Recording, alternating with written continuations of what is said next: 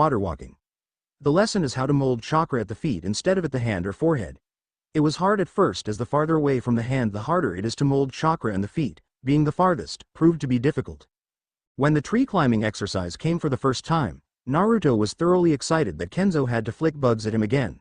Finally, something cool for him to learn. Naruto learned that the amount of chakra has to be appropriate for the tree climbing. Too little and the chakra wouldn't be able to hold your weight against gravity and you will fall. Too much, and you will destroy the trees. It wouldn't do good to destroy your walking surface. Still, Naruto had managed to pull it off less than a day thanks to his constant leaf practice. The next was water walking. This time it was 10 times harder than tree climbing. This is because for tree climbing, you need to apply the correct and constant amount of chakra as the surface composition didn't change. For water climbing, however, you need to apply the correct chakra amount that constantly changes. It was really hard. But he managed to pull it off, albeit he can only walk slowly above water. Very good, Kenzo said. With enough practice you could run or even surf the water without much effort. Naruto's mouth was ready to ask about the water surfing, but Kenzo cut him. Come here. Naruto pouted and walked away from the river into land again.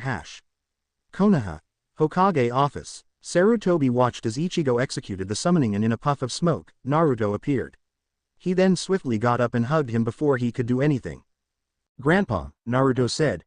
"Why did you go?" Sarutobi released the hug and said softly.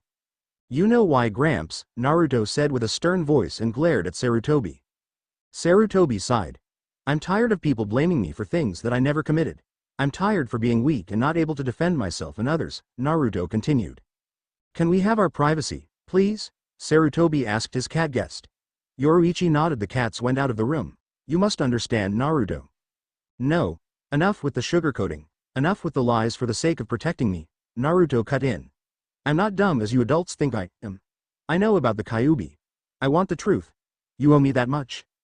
Sarutobi was shocked at this outburst and Naruto's sudden intelligence. He thought he could withhold the truth until he was 14. But alas, having the Kyuubi inside of you and treated harshly tends to mature you rapidly. He really is his father's son, Sarutobi thought, and he then relaxed himself. He knew he has to tell everything tonight. "I just don't know why my father does this to me, and why my mother didn't even stop it." Sarutobi was shocked again. Looks like Naruto had done his own research. Sarutobi then motioned for Naruto to seat. Naruto did, and Sarutobi went to his own. "So you knew who your father is?" "I'm even more surprised that people couldn't even relate me to him. I mean, spiky blonde hair. The similarity is uncanny," Naruto said loudly. "Well, I think we have the whisker marks to blame." Sarutobi flashed a small smile. "I blame the fox for everything," Sarutobi sighed. "Naruto-kun, you can't blame the fox either. It wasn't his fault to attack Konoha, he was controlled," Sarutobi replied, and Naruto glared at him again. "What? Then who is to blame for everything that happened? Who?" Naruto got to his feet, seething. "It's like having captured the criminal that murdered your family in cold blood and 10 years later he was innocent. It was ridiculous. Blaming won't get us anywhere, but the people blamed me, and I'm innocent. So is the Kyuubi. You're becoming like the villagers now, Naruto." Sarutobi shot him a glare. Naruto looked away and slumped back to his seat. "Naruto-kun, before you come to a conclusion about everything, please hear me out first," Sarutobi begged. Naruto turned to look at him again and nodded. "And please don't interrupt me. Your mother, Kushina Uzumaki, was the previous host for the Kyuubi, and your father is Minato Namikaze, the 4th Hokage. They both loved you, even before you were born." Naruto scoffed at this. "The thing is about being a host is that, especially if you're a woman,